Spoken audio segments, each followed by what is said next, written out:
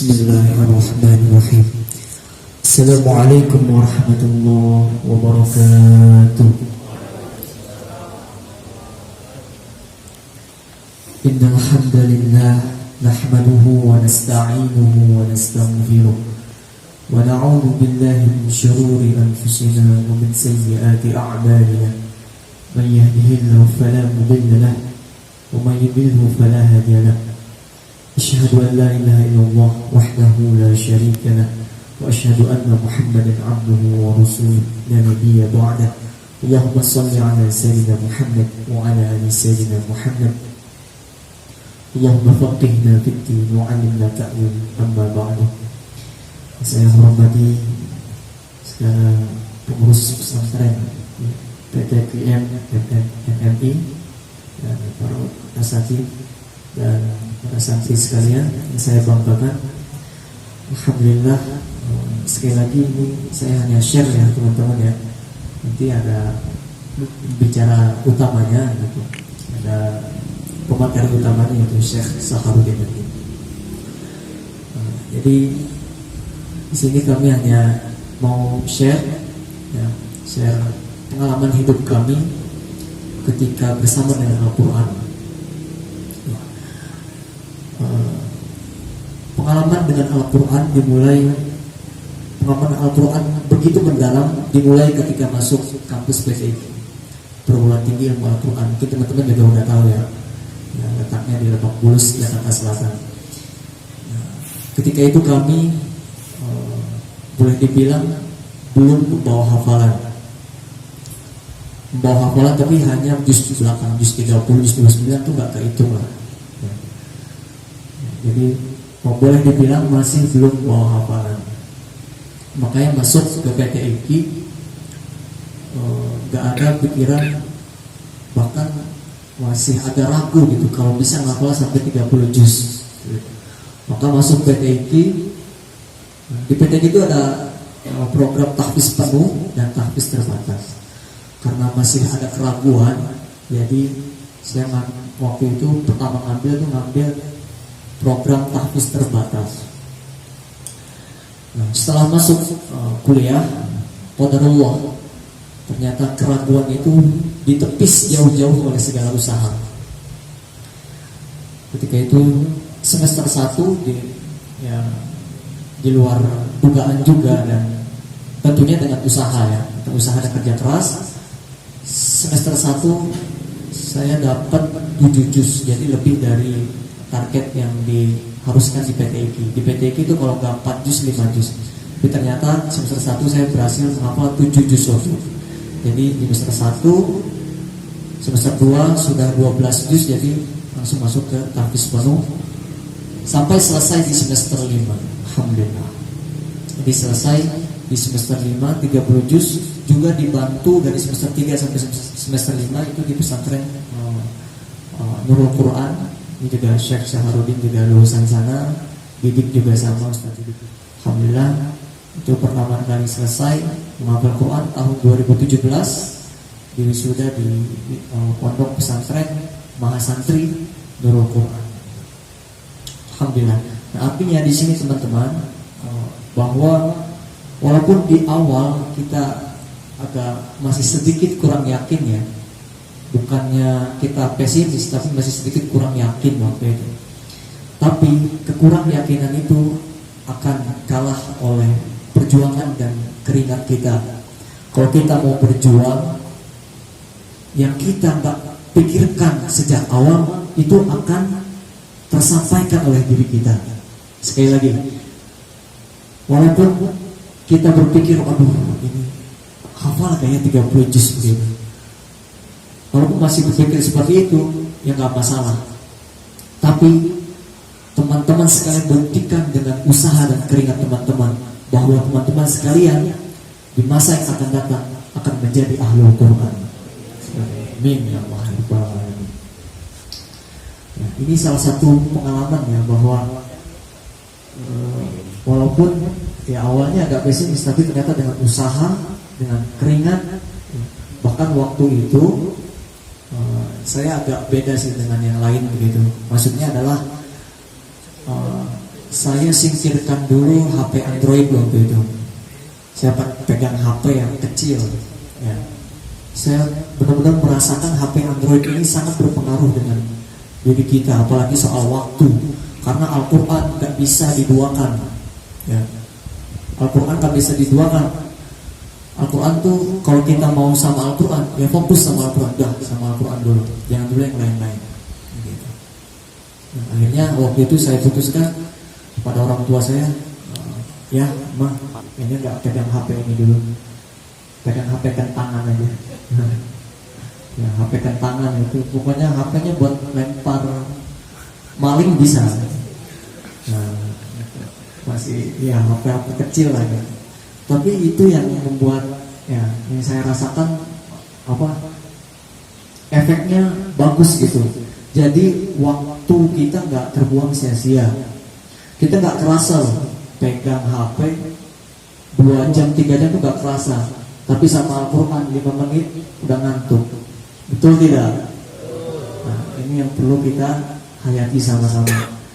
Ya, waktu itu saya hafal dari semester 1 sampai semester 5, 2 tahun setengah itu saya nggak pegang HP Android, yang nggak ada namanya Instagram, ya.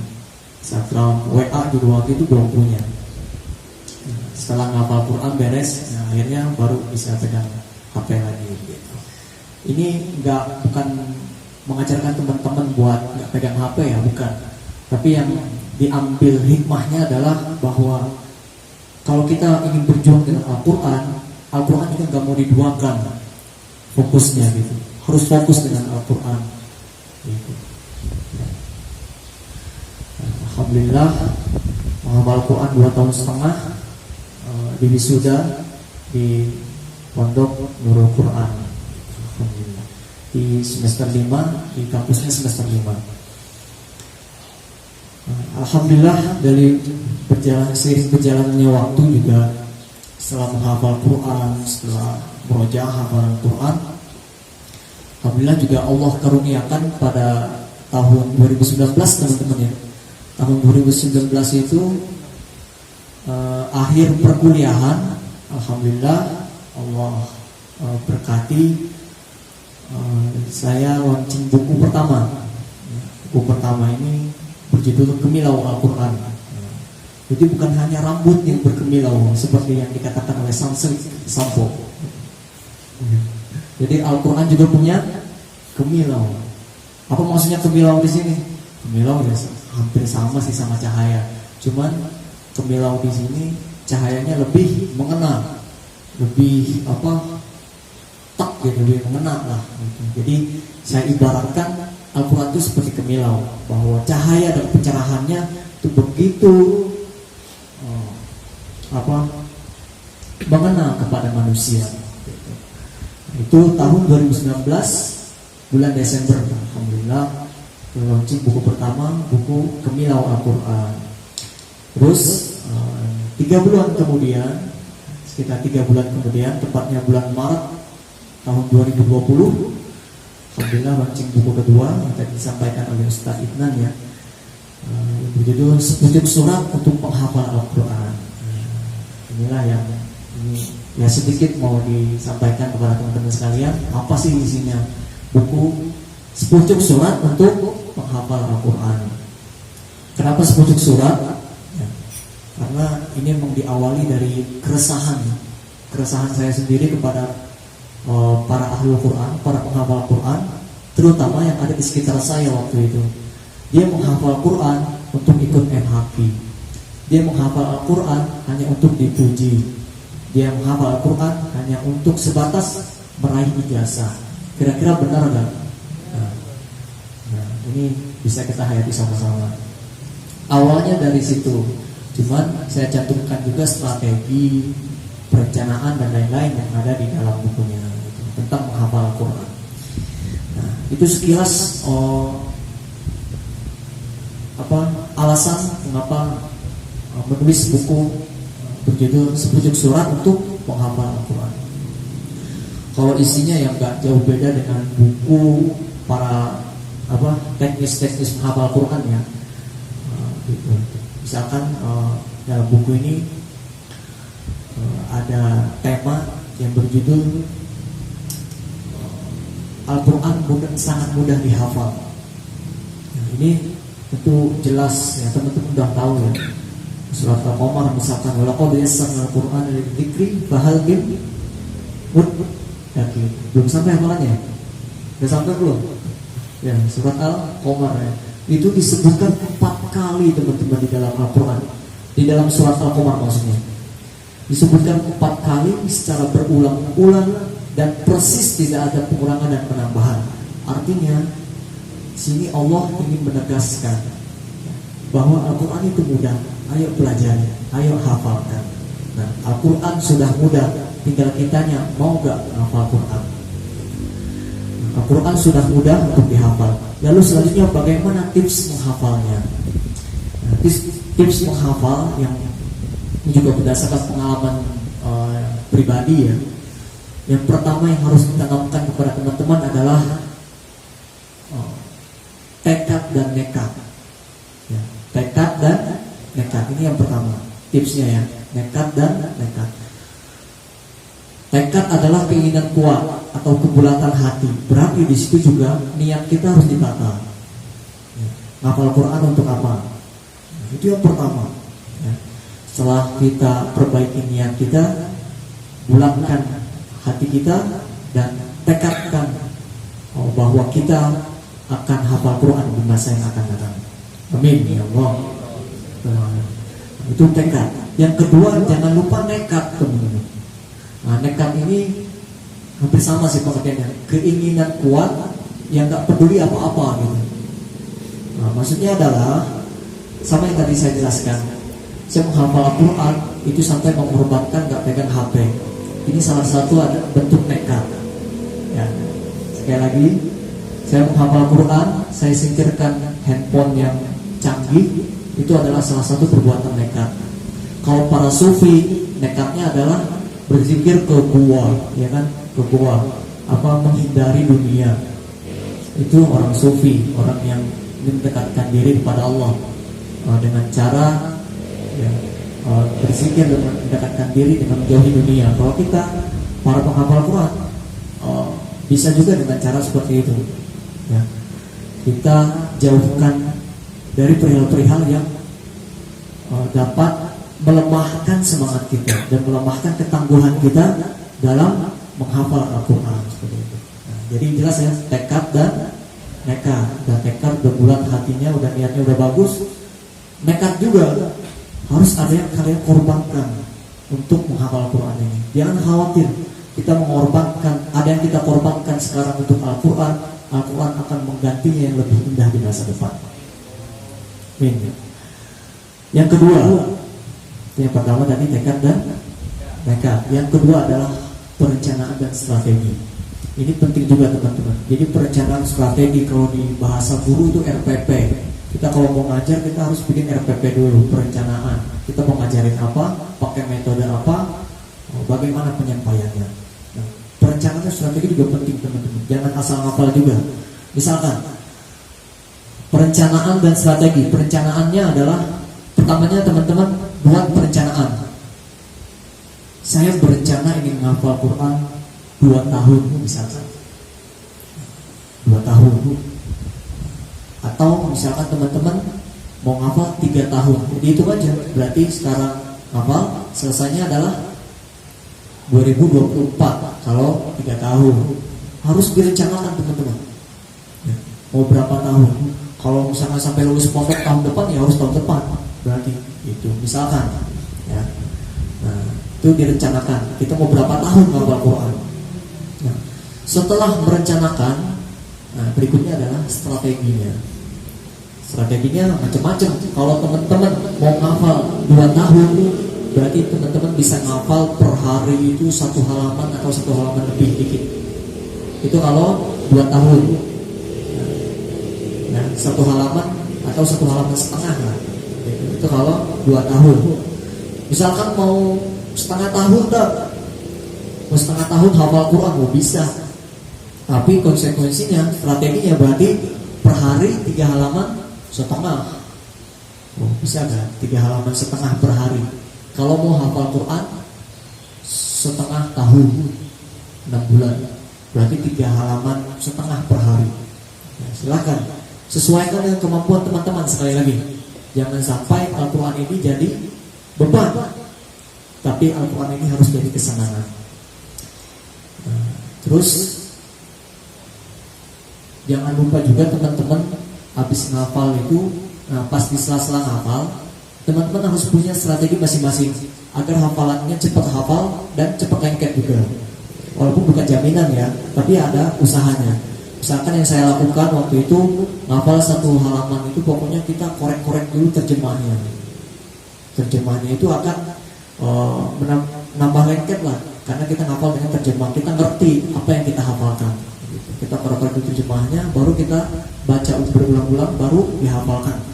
Nah, setelah hafal itu saya langsung dengarkan murotal yang tadi saya hafalkan, sambil dibayang-bayangin nih. Itu salah satu yang saya pakai biar cepat hafal dan mudah-mudahan nggak cepat hilang juga. Masing-masing punya teknik tersendiri. Ini adalah teknik yang saya pakai selama ini. Nah, setelah perencanaan dan strategi itu yang kedua ya. Yang ketiga adalah continue, istiqomah. Kalau udah itu tinggal istiqomah teman-teman. Istiqomah di sini berarti teman-teman berpegang teguh bahwa kalau mau 3 tahun berarti 2,5 tahun berarti 1 halaman per hari. Berarti harus istiqomah sehalaman per hari. Kalau di hari itu teman-teman nggak hafal sehalaman, ganti di hari esok. Itu arti dari istiqomah. Ya. Misalkan teman-teman sekarang punya kesibukan, nggak sempat hafal 1 halaman per hari, berarti ganti di hari esok. Itu arti dari istiqomah. Kalau nggak gitu, nanti rencananya gagal. Nanti nggak akan 2 tahun selesainya, ya kan? Gitu.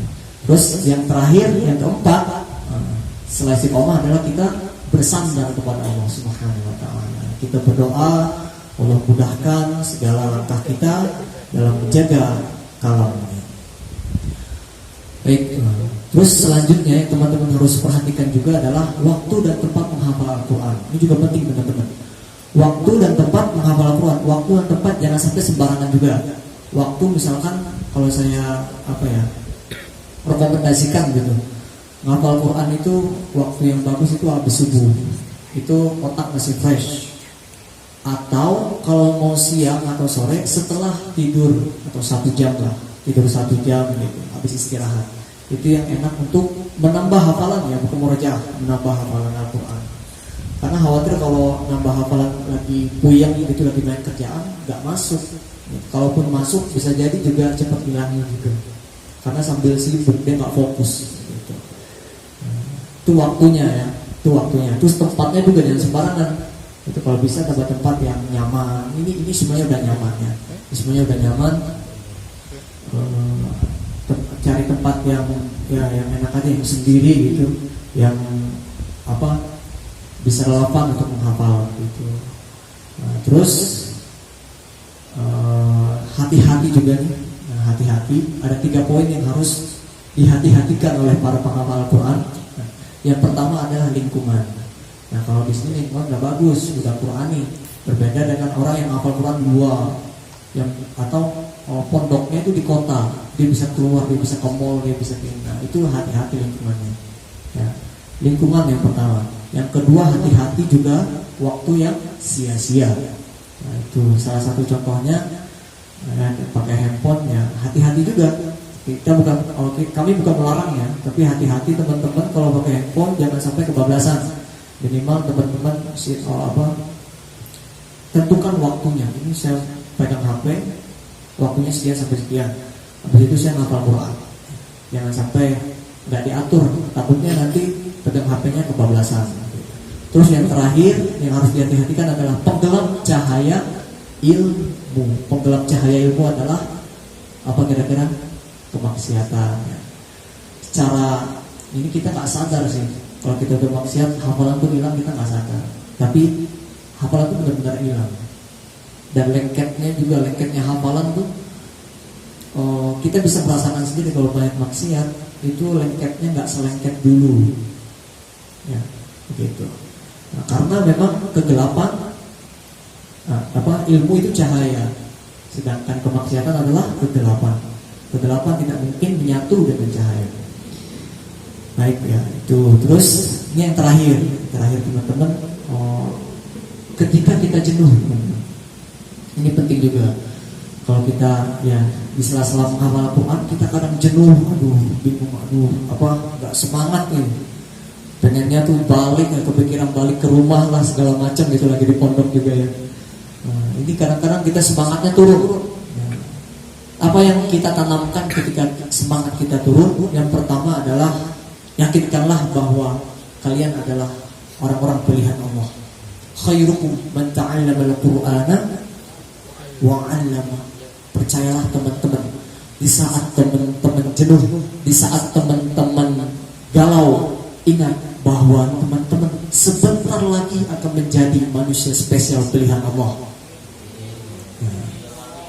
Ketika jenuh, percayalah, hanya beberapa langkah lagi teman-teman akan menjadi manusia spesial di muka bumi. Tanamkan itu dengan baik-baik. Yang kedua, ketika kita jenuh, kita ingat orang tua kita. Al-Quran adalah mahkota untuk mereka. Ya. Orang tua kita telah berjuang, ya, mendidik kita sampai besar dengan keringat dan banting tulang. Apa yang akan kita berikan untuk mereka kalau tidak dengan Al-Quran? Ya. Kalau lagi jenuh, ingat bahwa ini akan membuat senyum orang tua kita. Bayangkan teman-teman ketika wisuda Al-Quran, simaan 30 juz di sini, orang tua kita tersenyum dan menangis terharu melihat kita dan bahagia melihat kita. Mudah-mudahan dalam hati kita itulah yang akan membalas keringat mereka selama ini. Ya. Baik, mungkin sekian ya. Nah, itulah kurang lebih isi dari buku 10 surat penghafal Al-Quran. Ini juga udah lama banget nih. Harusnya udah waktunya share ini. Nah, jadi teman-teman semangat terus dalam menghafal Al-Quran. Jangan jenuh, jangan mudah galau. Ingat sekali lagi bahwa beberapa langkah lagi, beberapa waktu yang akan datang, teman-teman akan menjadi manusia spesial pilihan Allah di muka bumi. Terima kasih. Wassalamualaikum warahmatullahi wabarakatuh.